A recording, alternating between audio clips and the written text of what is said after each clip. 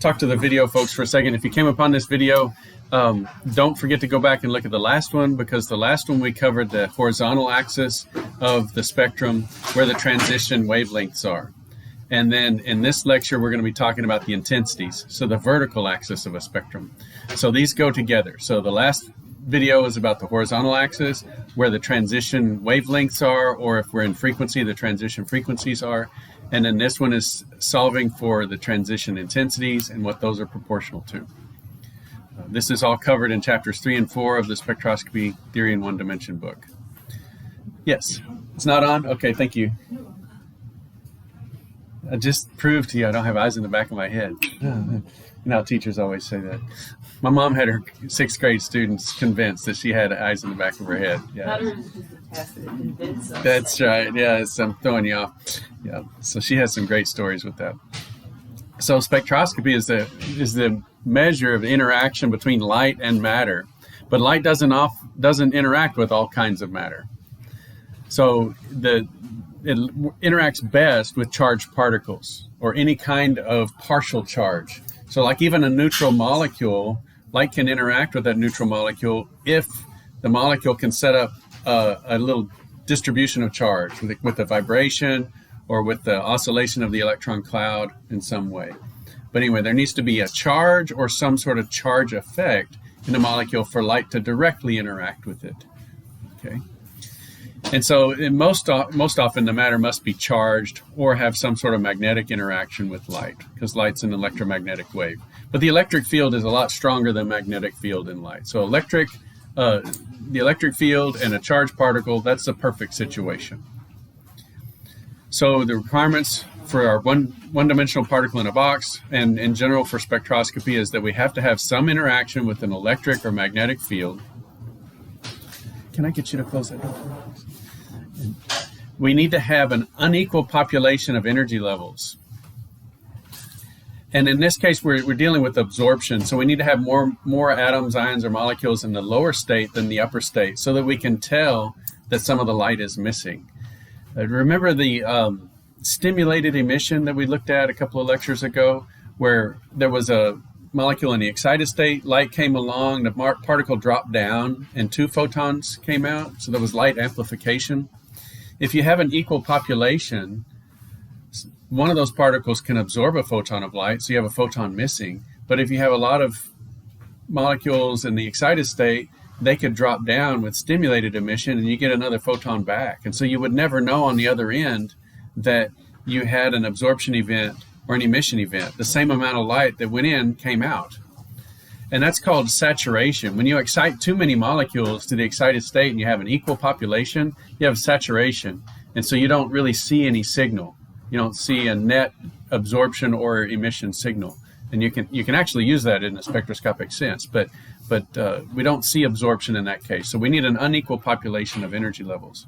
For a laser, you need an inverted population. You need more molecules in the excited state than the ground state, and that's how you can get a laser to work. And then you need a significant probability for the transition. So these 2 wave functions coupled with light need to have an integral that is non-zero. So let's look at all 3 of these pieces. You know, if we have, last time we determined the energy levels for our particle in a box system, and here they are plotted, the first 4 energy levels and the first 4 wave functions. And these are all of the possible transitions between these 4 states. So 1 to 2, 2 to 3, 3 to 4, 1 to 3, 2 to 4, so we could skip levels. Maybe we could go all the way from 1 to 4. And that's a lot. So that's 3, 4, 5, 6. So that's 6 possible transitions between 4 different states. You can imagine if we went up to infinity, we would have an enormous amount of possibilities for all these different transitions. And so the question is, are all of these transitions possible? These are all of the possibilities, but are they all, will we see them in a spectrum? We have the charged particles, so that's good. And we have an unequal population. So this is kind of like the Boltzmann distribution. The population gets smaller as you go up in energy. So you might want to write that down. That's just a fundamental principle. At thermal equilibrium, the population gets smaller as you go up in energy. So do you see I have 3, 2, and 1, and then nothing in the 4th level? If I were to raise the temperature, I would push more molecules to the higher states. Okay. So that's the unequal population piece. And then that last piece is probability. So is there a probability that we could go from 1 to 4, or from 2 to 4, or from 1 to 2, or 2 to 3? So we need to determine that piece today. So that's the probability piece that we're going to focus on, because that's related to intensity of the transition. So transition probability is intensity, and intensity depends upon three things. So this is absorption intensity. There's one more thing put into emission intensity, that's the lifetime effect, and so we can talk about that in a future lecture. So I've sort of made an easy acronym to remember. We want big peaks, right? So absorption equals big. Boltzmann, integral, and Gaussian. Boltzmann, integral, and Gaussian. Those are the three pieces to an absorption transition. So G is the line shape function. You can think of our typical or normal distribution as a typical line shape, and that's a Gaussian. So G, hopefully you can remember, that's a Gaussian function, which is a normal line shape. And then B is the Boltzmann distribution. Oh, got another one. The B is the Boltzmann distribution, and that's the number of molecules in the lower state in this absorption transition. We're going from a lower state to a higher state. And this is the unequal population piece. Okay, it's a temperature dependent piece too. And then finally that I in the middle is the transition dipole moment integral. So I, you can think of intensity, you could also think of as integral, because it's an integration that tells us what that probability will be. And it's the square of that integral that gives us the probability. I really should put, instead of an equal sign, I'm going to go ahead and put in a proportionality. I should have put a proportionality there. So it's really proportional too. Because we don't have the strength of the electric field, of light, and all of those kinds of things in there. So it's really just proportional too. But it'll give us our relative intensities. So this is everything. Well, we don't have the Gaussian in here, but this is the major pieces. We do have the Boltzmann distribution, so it's color-coded blue to go with the Boltzmann distribution. There's a slight change from the equation in your notes. I wanted to emphasize that it's really relative to the ground state. And so this energy difference here is an important piece of the Boltzmann distribution. Okay.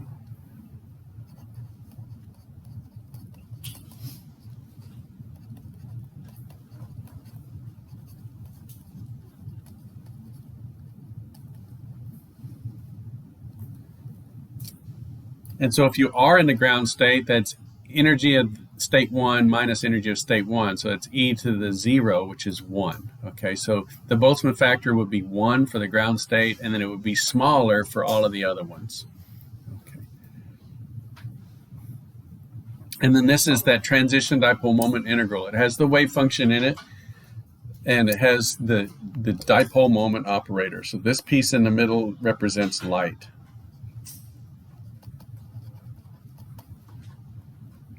And so we'll discuss that next. So we have the ground state wave function, we have the upper state wave function, and light is sort of perturbing the ground state function. You see light is being multiplied by this ground state wave function. If light wasn't there, there would be no overlap. And this is what we mean when we take two functions times each other. That's a way of saying, how do these functions overlap? If you have two positive pieces of the function, if they're both above the axis at the same place, then that number is going to get big because you've got a positive times positive. If you have a positive region times a negative region, that's going to go to 0 or get smaller, right? Or negative. And so how do these functions overlap? One way to figure out how they overlap is to multiply them by each other. And then you want to see what the total overlap is, you sum that up. And so that's the integral. So that would be an overlap integral. And when we're doing orthogonality, we just have two wave functions times each other. You want to know what the overlap of the ground state is for the first excited state. You multiply them by each other and integrate over all space, and it's 0. So the ground state and the first excited state don't overlap. But if we bring light in, if light interacts with the ground state and changes the shape of that wave function, now it might overlap with the first excited state. and you integrate that, and you have sort of an overlap integral of the light perturbed ground state and the upper state, and you have a probability of transition. Okay. So that's what we're calculating. So that's why we're using x to represent light. If we want the maximum value for light interacting with our wave function, light is an oscillating electric field. It also has a weak magnetic field at 90 degrees. And so if we were to take a snapshot at light at its maximum electric field, this would be, positive, negative, positive, negative. So it's oscillating in voltage at positive and negative. So we take a snapshot of its maximum, and it would look like this. It would have a positive end and a negative end. So all we're doing when we're saying multiply by the x-axis is we're saying that that's how light would interact with this particle. Okay, so sort of when we're putting this dipole operator in the middle here, we use the x-axis, but in your mind, you've got to be thinking this is the electric field. Okay, it just has the same numbers as x, okay? But we're just saying this is the electric field. Is that really the electric field? No, that's why we say it's proportional to. Oh, here's another equal sign. We need to change to proportional to. Okay, so it's proportional to. So we don't have the actual value of the electric field, but we have the symmetry of the electric field. We have the positive and negative end of the electric field. Okay. And so we place this electric field along the x-axis. We let it perturb the ground state wave function by multiplying them by each other, and then we multiply by the upper state wave functions and integrate over all space. Okay, so this is the integral. And this is what you did this week in lab. If you haven't done lab yet, you'll do this this afternoon, is you'll put this equation together. And there was an email about not being assigned a transition. Your TA should assign you a transition. Let's say, like you're going to say, go from 1 to 2. So that's starting at n equals 1 and having a delta n of 1.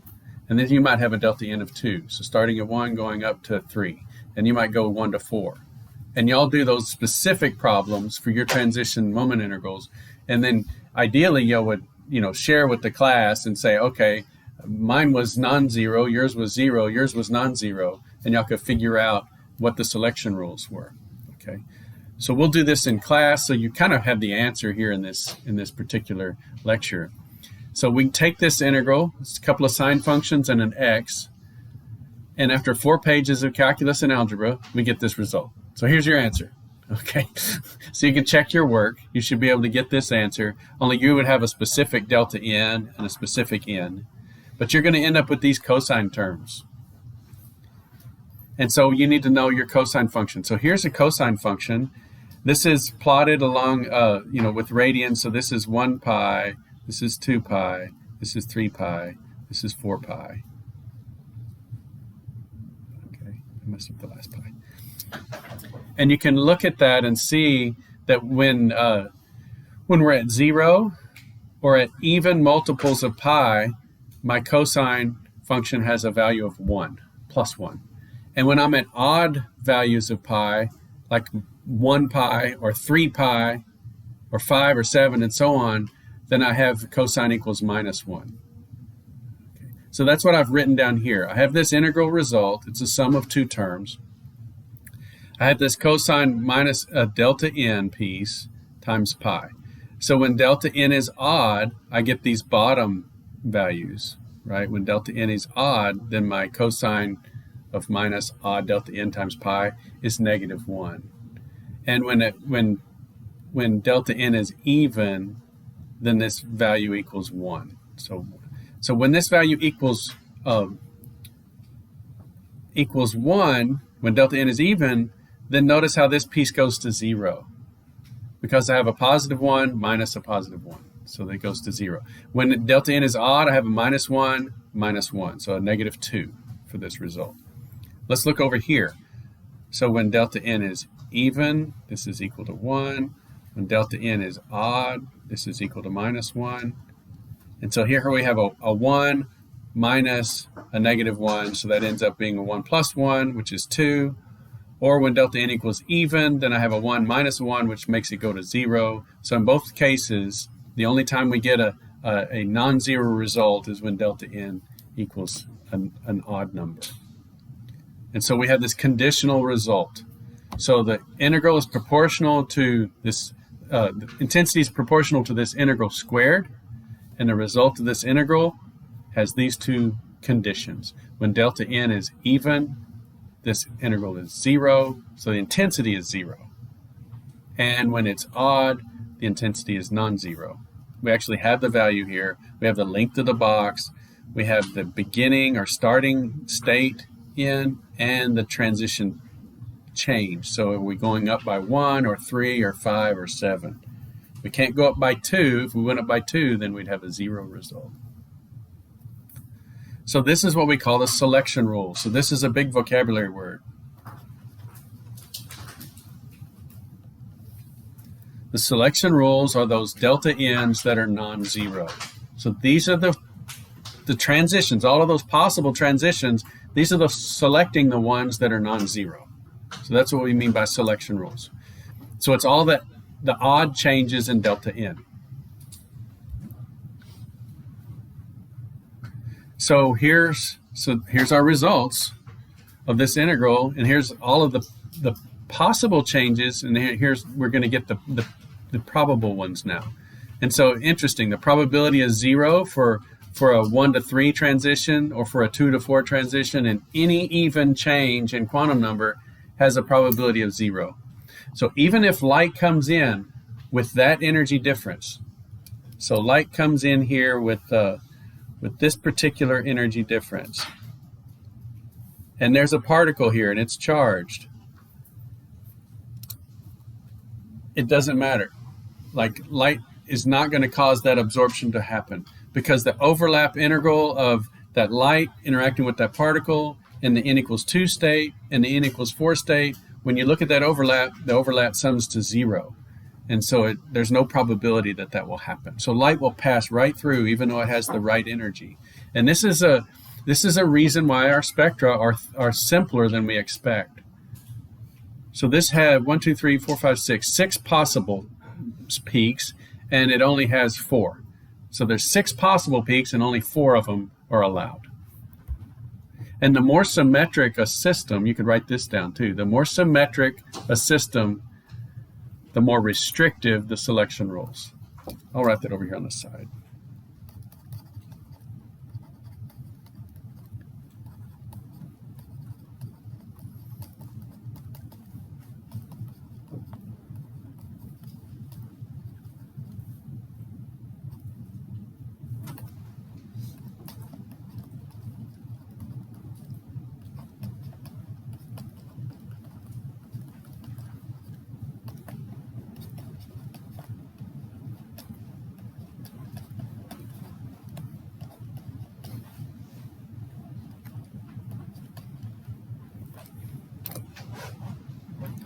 So the more symmetric the system, the more restrictive the selection rules. And you will see that in lab with actual data. You will look at the spectrum of benzene and compare that to chlorobenzene. Same number of atoms.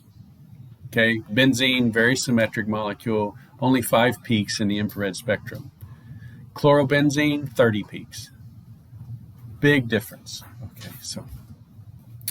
Okay, so that's interesting. Probability equals 0. What about this one? Oh, this is interesting. So see the 3 and the 2? And here's 2 and 3, same probabilities. And so it doesn't matter which side is the lower state wave function and which side is the upper state wave function, just in case you wondered, right? So this is stimulated absorption and stimulated emission have the same probability. Okay. Spontaneous emission has that extra piece where you have a lifetime effect, and it's related to, I think it's the cube of the energy difference. But anyway, stimulated absorption and stimulated emission have the same probability. And then notice this too, skipping levels is much less probable. So look at the delta n's equals 1. So this is delta n equals 1, delta n equals 1, delta n equals 1. Notice how big those numbers are. 1,200, 1,500, 1,500. And this one is delta n, you tell me, what is this one? Yeah, 3. It's 4 minus 1. So delta n equals 3. So we call that the first overtone. We'll get to the vocabulary here in a second, but that's the first overtone. And look, it's 8 compared to 1500. So it's much less probable. Is it probable? Yeah, it will happen, but will you see it in the spectrum? Probably not. If your spectral peak is here, that's 1500, and then 8, are you going to see the 8? It's probably in the noise. So you might not see the overtones. They're there, but you may not see them.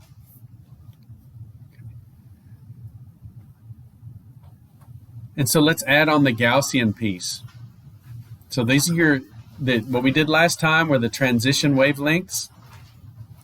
We just solved the intensity integral. Okay. We add in the Boltzmann distribution piece, where notice as you get higher and higher in energy, so this is the 1 to 2 transition, and this one is the 2 to 3 transition.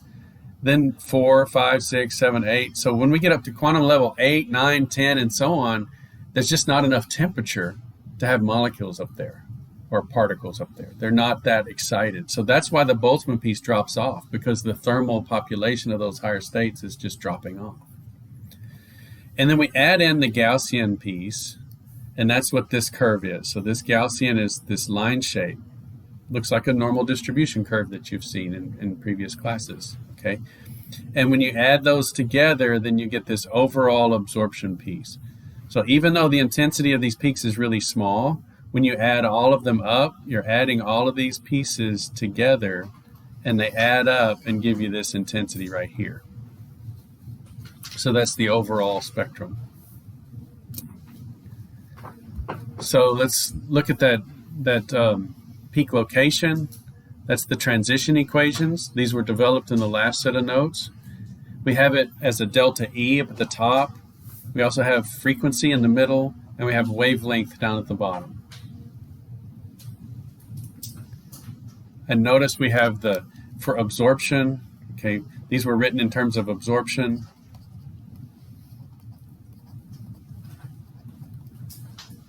N equals lower state.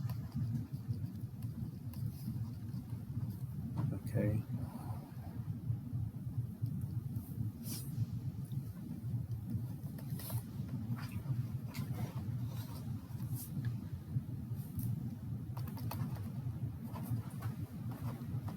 So the delta N obviously is the change in quantum number from that transition. We're going up by 1 or 3 or 5 or 7. We're not going up by 2, 4, or 6 because those are 0. So we wouldn't see those transitions. Okay. Let me just go ahead and put one more equation on here. You could, if I put a tilde on here, that indicates wave numbers.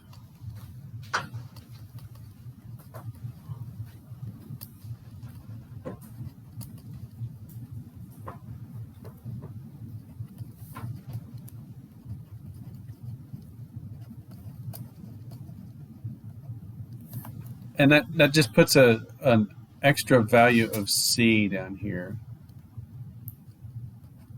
Speed of light.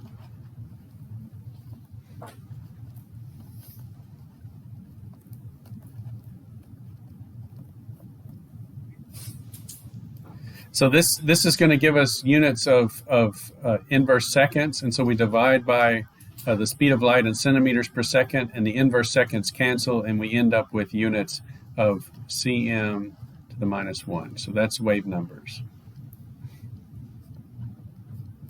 And that's how we plot our infrared spectra typically. And so we'll see transition equations in wave numbers, and I just wanted to show you that wave numbers, typically you go from frequency to wave numbers, you have the speed of light in centimeters per second.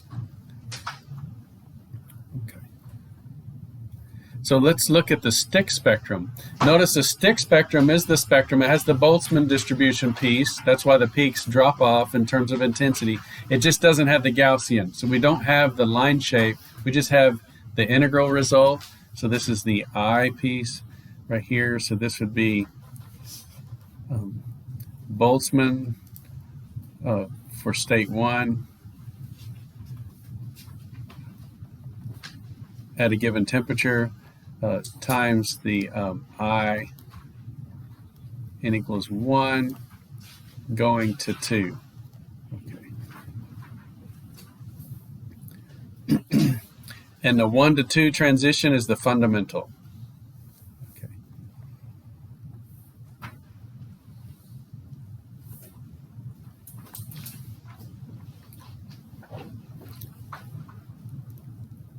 It's really the ground state to the first excited state. That's the generic way to say that. Okay. In our particle in a box, our lowest quantum number is 1. But in vibrations, like when we get to infrared and we're talking about vibrations, the lowest quantum number is 0. Okay, so it's whatever the ground state is to the first excited state. So the fundamental for infrared would be 0 to 1. The fundamental for our particle in a box would be 1 to 2 because our lowest quantum state is 1. And then we have these terms here called hot bands. What do you think that means? The thermal population, right? So this is 2 going to 3, and this one is 3 going to 4, and this one is 4 going to 5, 5 to 6, 6 to 7. Notice all of these blue ones are delta N equals 1. Okay, so it's always 1 to 2, or 4 to 5, or 7 to 8, or 160 to 161. It's always a delta N of 1 for those blue ones. Then we have the overtones. We could have a delta N of 3, those are the green ones, and a delta N of 5, those are the red ones. And they all just sort of cram together. We're not going to have negative wavelengths, and so they just get shorter and shorter and shorter. You get into the UV and then the X-ray and gamma ray, but you just get shorter and shorter wavelengths. So it all crams together at the short end of the spectrum. We like to plot things in terms of wavelength, especially in the visible region, because look how it separates the fundamental. And that for an electronic spectrum like a UV vis, that fundamental would be the HOMO-LUMO gap. That would be the shortest arrow in the energy level diagram, the 2 closest populated energy levels. And so we can learn a lot about its bonding characteristics and so on. And so in visible spectra and UV, we plot versus wavelength, and it really separates that fundamental and helps us learn more about the molecule that way. And so these are the transition equations. We see that for the fundamental and the hot bands.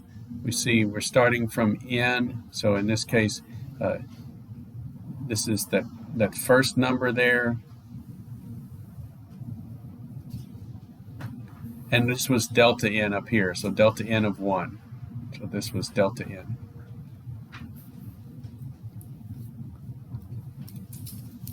Then for the overtones, again, we'll have like this first overtone right here. You help me figure out what it would be. What would be the first available overtone? We would start in the ground state. So this is N equals 1 for the ground state. What is N prime? What's the upper state? 4. Yep, 1 plus 3 would be 4. So, because the overtones, delta N equals 3. Okay. And so that's what this is. This is for the first overtones, that would be delta N there. Okay.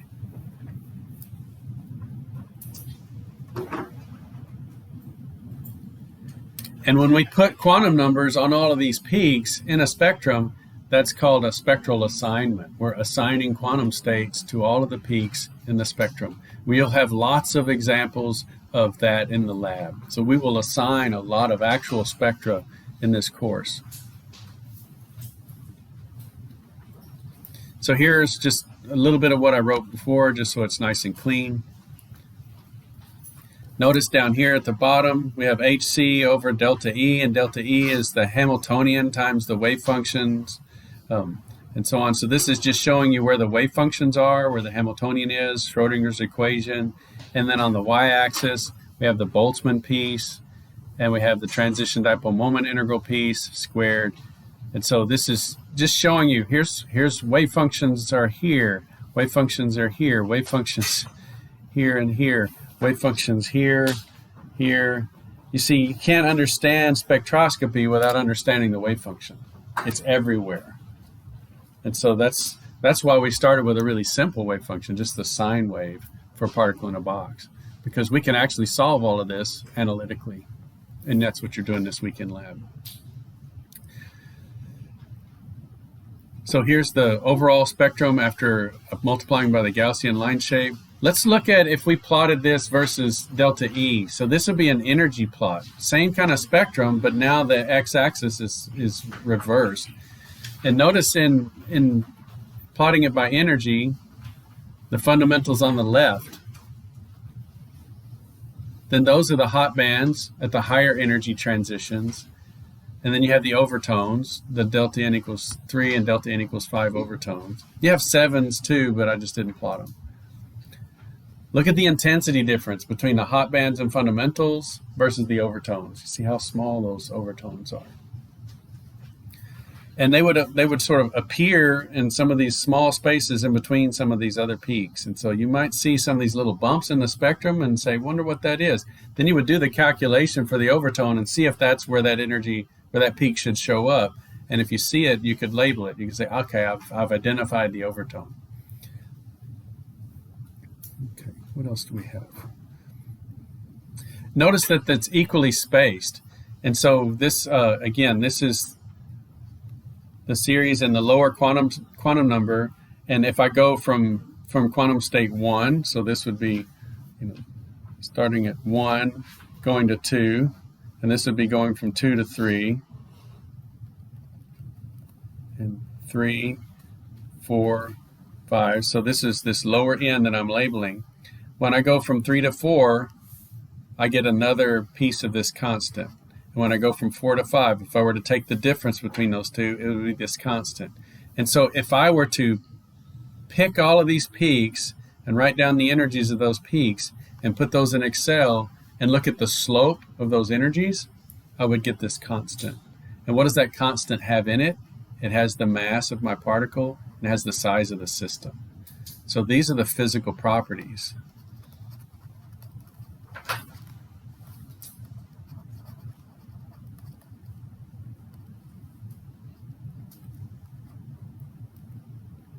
So it's not just an exercise in plotting spectra and understanding the probabilities. We really want to know something about our system,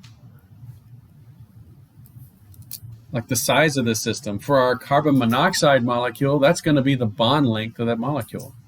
So we could actually take a spectrum, pick the peaks, run it through Excel, and get the slope of all those peaks, how they change, and we get this constant. And from that constant, we can pull out the mass, but we know the mass of carbon monoxide. We can get the bond length, and you will do that in lab. That's one of your biggest labs. It's pretty far down the road, but still, that's what we're going to be doing, is pulling out the bond length of carbon monoxide, or maybe something about the vibrational motions in benzene, or the vibrational motions in iodine. So we're going to do a lot of different spectra, and we're going to be pulling those physical constants out.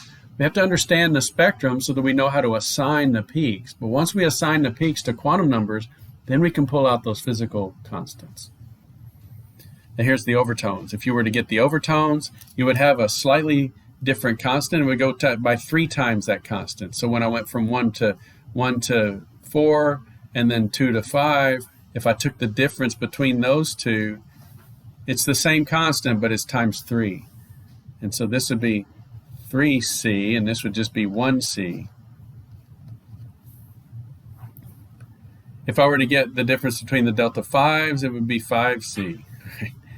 And so if I were able to assign those, and that's if this piece right here was C. Okay.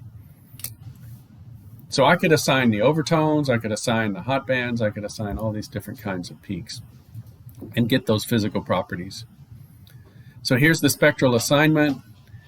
And I just put this on here so that you could see it. A lot of times I'll put this diagram on the exam and ask you questions about it, or on the homework and say, what is this peak? So if you didn't have these numbers here and I asked you, what are the quantum numbers for that peak? Then you would need to know, okay, this series is the delta n equals 1 series, and it starts at the ground state. So I know this is 1 to 2, 2 to 3, 3 to 4, 4 to 5, 5 to 6. So when I get to that peak, I know it's 5 to 6. If I label this one here, okay, I've got to look at this and say, well, that's the second overtone series. That's going to be a delta N equals 5. Okay, and it's the first one. So if I didn't have that 1 to 6 there, I would say, okay, that's the first one. So N equals 1, and the delta N is 5 because it's the second series of overtones. And so that's going to be 1 plus 5, so 1 to 6.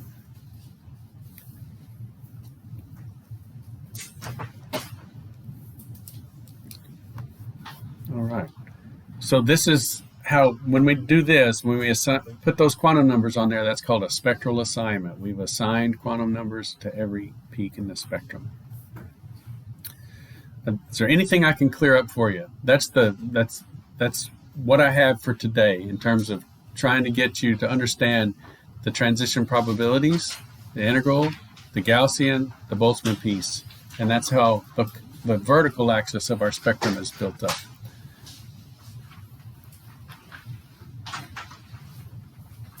So what questions do you have? Anything about this wave number piece? Let's look at Planck's equation while we still have a few minutes. E equals h nu. And then in order to come down to this piece right here, we put in nu equals c over lambda, so E equals h c over lambda.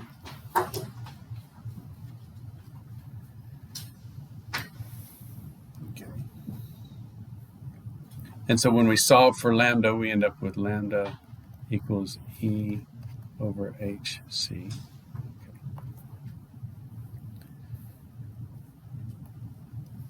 If nu is equal to c over lambda and wave number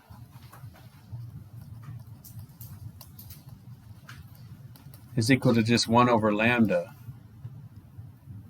wave number is equal to 1 over lambda. So how do I get 1 over lambda out of this? I put c on the other side. So wave number is equal to 1 over lambda, which is equal to nu over c.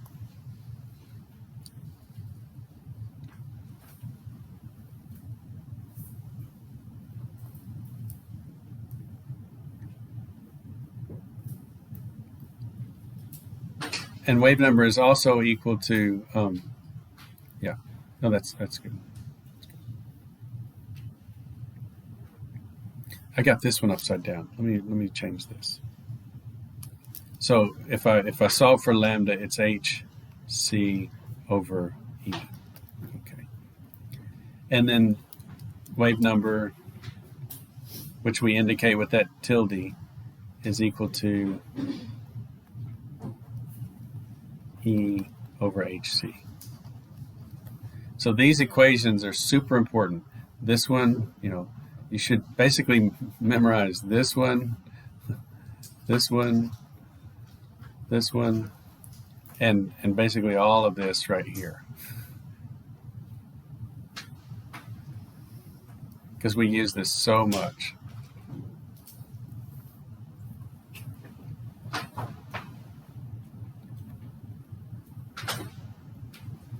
So energy is pretty obvious, right? It's in this case, the difference in energy levels. Wavelength is obvious, right? That's sort of the oscillating electric field. How far does that extend in space as it goes through one period? So as light's electric field goes up and then down and comes back to zero, that length in space is the wavelength. Okay, that makes sense. The frequency is how many cycles it does per second. That makes sense. But what is wave number? It was kind of a sad thing. This friend of mine, he was getting his PhD, and he was at his defense, and they asked him all these really complicated questions. And the one that stumped him was, what is a wave number? Okay. And he just stumbled and stumbled and stumbled. And everybody else, all the other grad students at the defense were like, okay, I'm gonna figure that out for my defense in case they ask me, right? And so it's the number of cycles in a given distance. And so if you have, say, a centimeter distance, from 0 to 1 centimeter, if this goes up and down,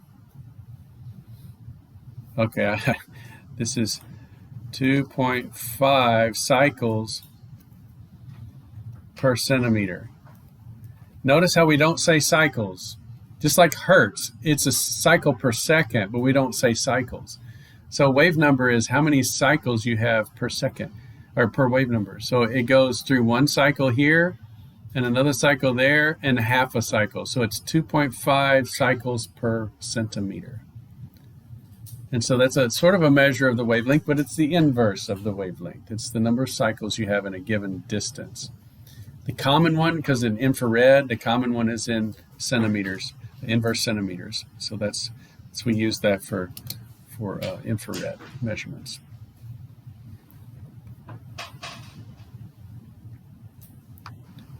Okay. So have a good afternoon in lab if you're in the Wednesday group, and if you have questions, you can come forward. We've got a little bit of time.